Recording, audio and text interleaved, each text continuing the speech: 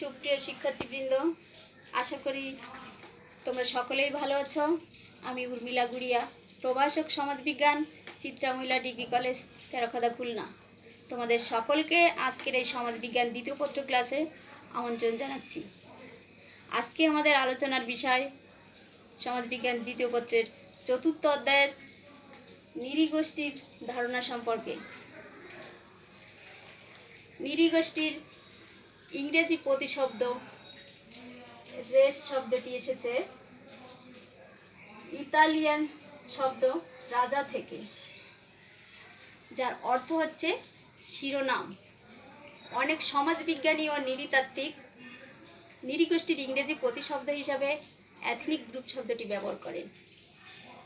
1950 সালে UNESCO race শব্দটির ব্যবহার সীমাবদ্ধ করে দেয়। এরপর রেসের পরিবর্তে এথনিক কমিউনিটি শব্দটি ব্যবহার করা হয়। তাহলে নৃবিজ্ঞানের ইংরেজি প্রতিশব্দ রেস শব্দটি এসেছে ইতালিয়ান শব্দ রাজা থেকে, আর এর অর্থ হচ্ছে শিরোনাম। আর এই রেস শব্দটির ইউনেস্কো থেকে কখন বাদ দেওয়া হয় বা সীমাবদ্ধ করে দেয়? 1950 সালে।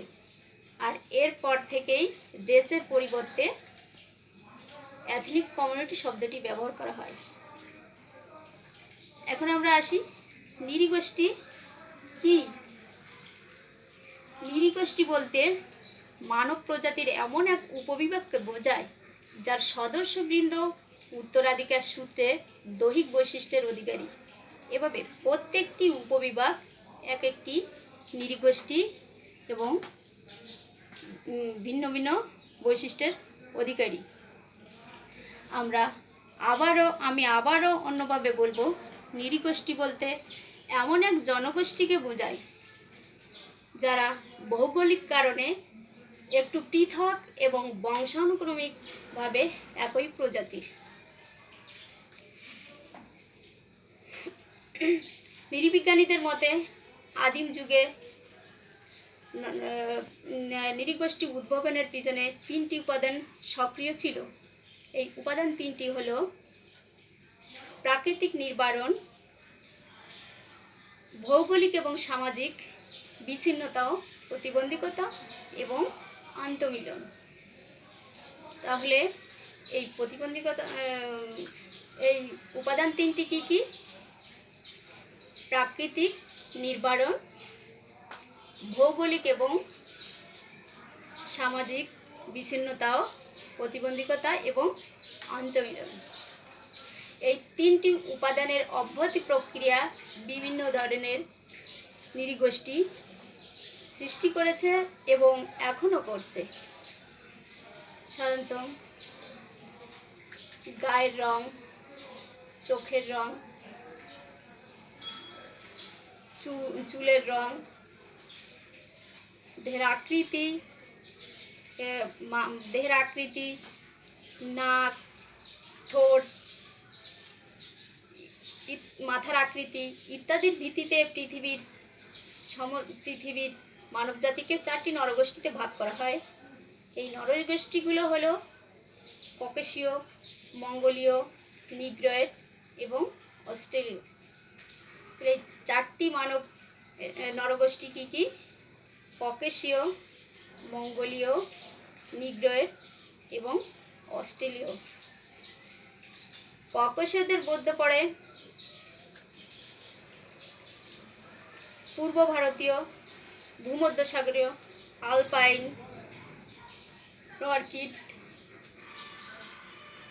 পলিনেশীয় ইত্যাদি এই শ্রেণীর জনগোষ্ঠীর অন্তর্ভুক্ত।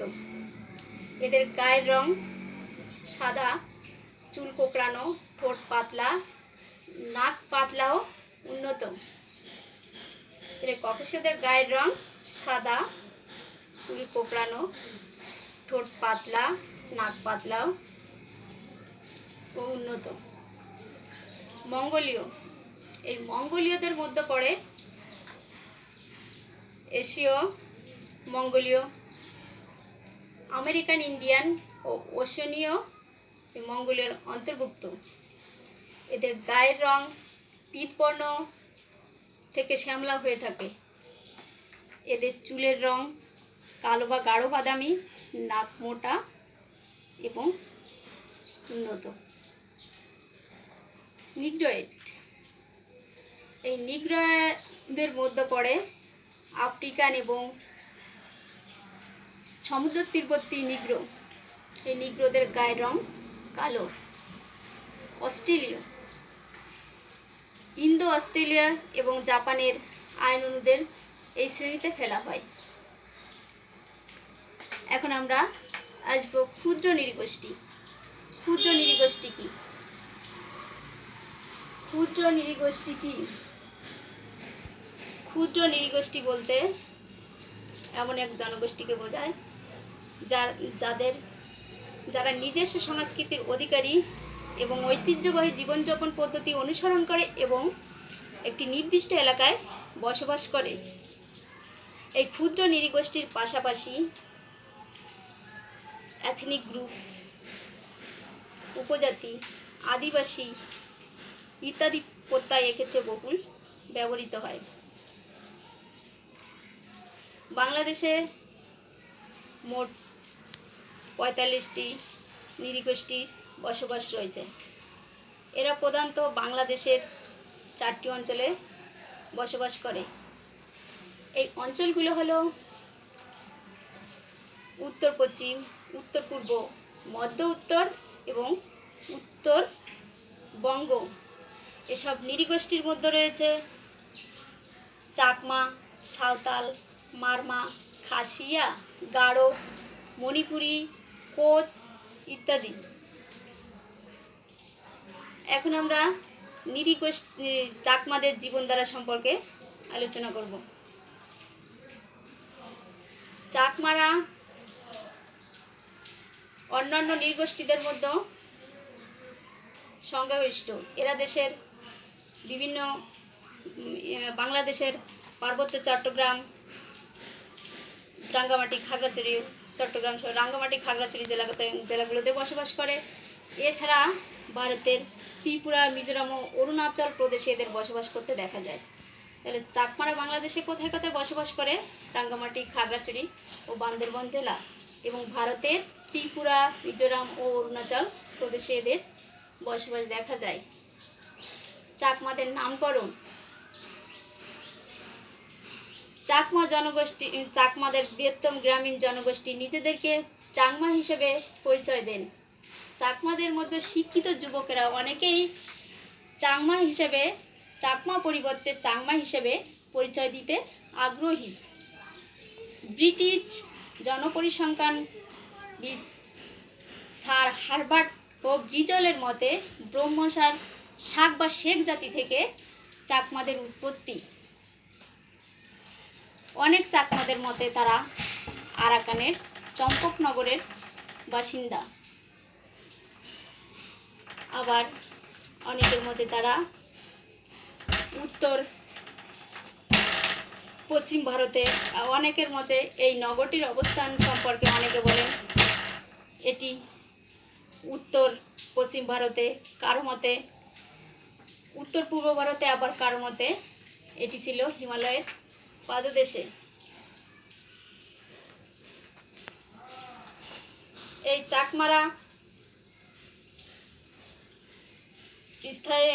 চাকমারা এছাড়া ভারতের বিভিন্ন রাজ্যে চাকমাদের বসবাস করতে দেখা যায়। চাকমা লোককাহিনীতে বলা হয়েছে চম্পকনগরের রাজপুত্র বিজয়গিরির রাজ্য জয়ের লক্ষ্যে তারা আরাকানের বার্মা যান এবং সেখানে কিছুদিন শাসনকার্য পরিচালনা করে। তারপরে সেখানের স্থানীয়দের দ্বারা তারা বিতাড়িত হয়ে স্থায়ীভাবে পার্বত্য চট্টগ্রামে এরা বসবাস করে। চাকমা নরগোষ্ঠীগত পরিচয়। চাকমাদের গায়ের রং ফর্সা, এদের চুল কোঁকড়ানো, গায়ের রং ফর্সা, চুল কালো, চুল কালো, চোখের রং কালো, ঠোঁট পাতলা, নাক চ্যাপ্টা, আর দাড়িও গোপ, এদের দাড়িও গোপ কম। তাহলে চাকমাদের গায়ের রং হচ্ছে ফর্সা, ঠোঁট পাতলা, চোখের রং কালো, নাক চ্যাপ্টা ইত্যাদি। বাসস্থান ও জনসংখ্যা। চাকমারা বাংলাদেশের পার্বত্য চট্টগ্রাম সহ রাঙ্গামাটি, খাগড়াছড়ি, বান্দরবান এসব জেলাগুলোতে বাস করে। এছাড়া বাংলাদেশের কক্সবাজারের টেকনাফেও চাকমাদের বসবাস করতে দেখা যায়। প্রতিবেশী রাষ্ট্র ভারতের ত্রিপুরা, মিজোরাম ও অরুণাচল প্রদেশেও চাকমাদের বসবাস দেখা যায়। 2011 সালের আদমশুমারি রিপোর্ট অনুযায়ী এদেশের চাকমাদের সংখ্যা হচ্ছে 4,44,748 জন। ভারতে 2 লক্ষ এবং মায়ানমারে 1 লক্ষের বেশি। তাহলে বাংলাদেশে চাকমাদের সংখ্যা হচ্ছে 4,44,748 জন, ভারতে 2 লক্ষ এবং মায়ানমারে 1 লক্ষের বেশি।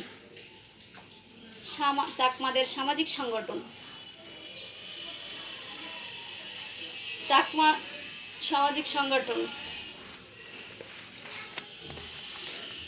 চাকমা সমাজে রাজাই প্রধান। সমাজের সকল কাজকর্ম এই রাজা মতামতের উপর ভিত্তি করে পরিচালিত হয়। 1860 সালে ইংরেজরা চাকমা রাজাকে চাকমা সার্কেলের চিফ হিসেবে নিযুক্ত করেন। চাকমা সমাজে পরিবার হচ্ছে সবচেয়ে ঊর্ধ্বতম সামাজিক সংগঠন। তারপর হলো গোত্রী বা গোজা। এর চেয়ে বৃহৎ সামাজিক সংগঠন হচ্ছে পাড়া বা আদাম। তার থেকে অধিক সামাজিক সংগঠন হচ্ছে গ্রাম বা মৌজা। এরপরে এলো সার্কেল। তাহলে চাকমা সমাজের প্রধান কে? রাজা।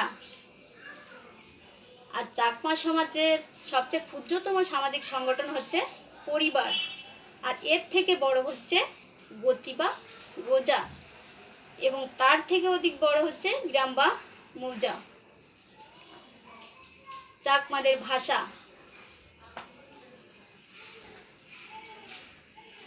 চাকমারা প্রাচীনকাল থেকে চাকমারা তিব্বত, বর্বন, আরাকানি পূর্বভুক্ত ভাষায় কথা বলে, কিন্তু বর্তমানে তারা ইন্দো ইউরোপীয় ভাষা ব্যবহার করে।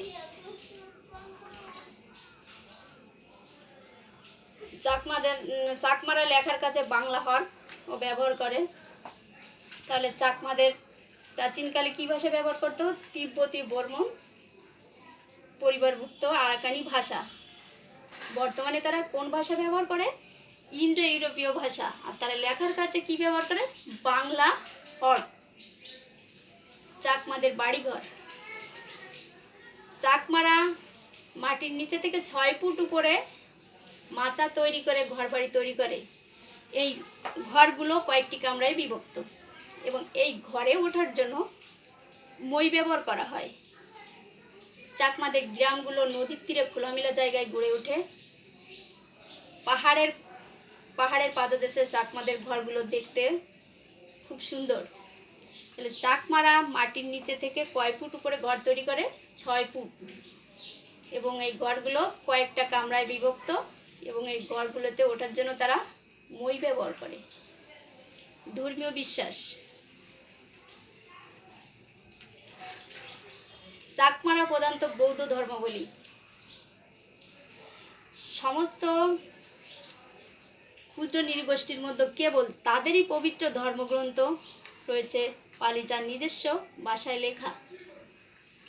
পার্বত্য চট্টগ্রামের প্রায় প্রত্যেকটি চাকমা গ্রামে ধর্মীয় রীতিনীতি পালন করার জন্য বৌদ্ধ মন্দির রয়েছে। তাছাড়া এই চাকমাদের মধ্যে সনাতন ধর্মের বৈশিষ্ট্য লক্ষ্য করা যায়। এই চাকমাদের পবিত্র ধর্মগ্রন্থ হচ্ছে ত্রিপিটক। চাকমারা বিশ্বাস করে যে এই বিশ্বব্রহ্মাণ্ড সৃষ্টির পিছনে বসুমতী, পরমেশ্বরী এই 3 শক্তির অস্তিত্ব বিদ্যমান। তাদের বিশ্বাস এই 3 শক্তির সমন্বয়ে বিশ্বব্রহ্মাণ্ড সৃষ্টি হয়েছে। তাহলে চাকমারা কোন ধর্মের অনুসারী? বৌদ্ধ ধর্মের। তাদেরই একমাত্র ধর্মগ্রন্থ রয়েছে, আর এদের পবিত্র এই ধর্মগ্রন্থের নাম কি? ত্রিপিটক। চাকমাদের পারিবারিক জীবন। চাকমা পরিবার পিতৃতান্ত্রিক। কেবল পিতা বা বয়স্ক পুরুষই এই পরিবারের ক্ষমতা তাদের হাতে ন্যস্ত থাকে, এবং পিতার পরিচয়ে ছেলেমেয়েরা পরিচিত। পিতার মৃত্যুর পর পুত্র সন্তানেরা সমানভাবে সম্পত্তির অংশীদারি হয়ে থাকে, কিন্তু কন্যা সন্তানেরা কোনো সম্পত্তির অংশ পায় না। তবে এক্ষেত্রে যদি পুত্র সন্তান না থাকে তাহলে তারা সম্পত্তির অধিকারী হয়। চাকমাদের বিবাহ রীতি। চাকমা সমাজে 7 পুরুষের মধ্যে বিবাহ নিষিদ্ধ। তাদের মধ্যে অন্তঃবিবাহ বহির্বিবাহের প্রচলন রয়েছে। এছাড়া তাদের মধ্যে বিধবা বিবাহ ও বহু বিবাহের প্রচলন রয়েছে। চাকমা সমাজে প্যারালাল কাজিনস বিবাহ সীমিত আকারে প্রচলিত থাকলেও নিজ চাচাতো ভাই বোনের মধ্যে বিবাহ সামাজিক বিধিনিষেধ রয়েছে। চাকমা সমাজের বিবাহের ক্ষেত্রে বর কনের বাড়িতে যায় না, কনের বাড়ির লোকেরা কনের বাড়িতে যায় না, বরের পক্ষের লোকেরা কনেকে বরের বাড়িতে নিয়ে এসে বিবাহ কার্য সম্পূর্ণ করে। চাকমা সমাজে পাত্রী পছন্দের ক্ষেত্রে অভিভাবকের মতামতই প্রাধান্য দেওয়া হয়। চাকমা সমাজে 2 ধরনের বিবাহ প্রচলন রয়েছে: রোমান্টিক বিবাহ এবং বন্দোবস্ত বিবাহ। খাদ্যাভ্যাস। চাকমাদের প্রধান খাদ্য হচ্ছে ভাত, মাছ, মাংস, সবজি ও মদ। মদ তারা নিজেরাই তৈরি করে। চাকমাদের খাওয়া দাওয়ার ক্ষেত্রে তেমন কোনো বিধি নিষেধ নেই, তবে তারা শামুক, মুরগির মাংস, হাঁসের মাংস, শূকর, হরিণের মাংস, বাঁশকরল খেয়ে থাকে। চাকমারা শুটকি মাছের তরকারি চাকমাদের খুবই পছন্দনীয়। চাকমাদের প্রধান খাদ্যদ্রব্য কি? ভাত, মাছ, মাংস, সবজি এবং মদ, আর এই মদ তারা নিজেরাই তৈরি করে। চাকমাদের সামাজিক উৎসব। চাকমাদের বাৎসরিক উৎসবের নাম হচ্ছে বিজু। এই বিজু পালন করে তারা প্রতি বছর চৈত্র মাসের শেষ 2 দিন এবং বৈশাখ মাসের প্রথম দিন, এই 3 দিনে তারা এই বিজু উৎসব পালন করে। এছাড়া তারা বিভিন্ন ধরনের পূজা পার্বণ করে থাকে। তাহলে চাকমাদের সামাজিক উৎসবের নাম কি? বিজু। এটা তারা কখন পালন করে? চৈত্র মাসের শেষ 2 দিন এবং বৈশাখ মাসের প্রথম দিন। চাকমাদের অর্থনৈতিক জীবন। প্রাচীনকাল থেকেই চাকমারা জুম চাষের উপর নির্ভরশীল। তারা এই জুম চাষের ধান ছাড়াও তিল, চাল কুমড়া, মিষ্টি কুমড়া, আদা, হলুদ ইত্যাদি চাষ করে থাকে। অনেক চাকমা প্রাচীনকালে অনেকে এই জুম চাষে তুলা চাষ করে থাকতো, কিন্তু বর্তমান তুলার সহজলভ্যতার কারণে এই তুলা চাষ করা হয় না। কিন্তু জুম চাষ ছাড়াও অনেক চাকমা এখন রাবার চাষ করে সেগুলো বিক্রি করে জীবিকা নির্বাহ করে। সুপ্রিয় শিক্ষার্থীবৃন্দ, আজকে এ পর্যন্তই। ততক্ষণে সবাই ভালো থাকো, সুস্থ থাকে, নিরাপদে থাকো। সবাইকে ধন্যবাদ।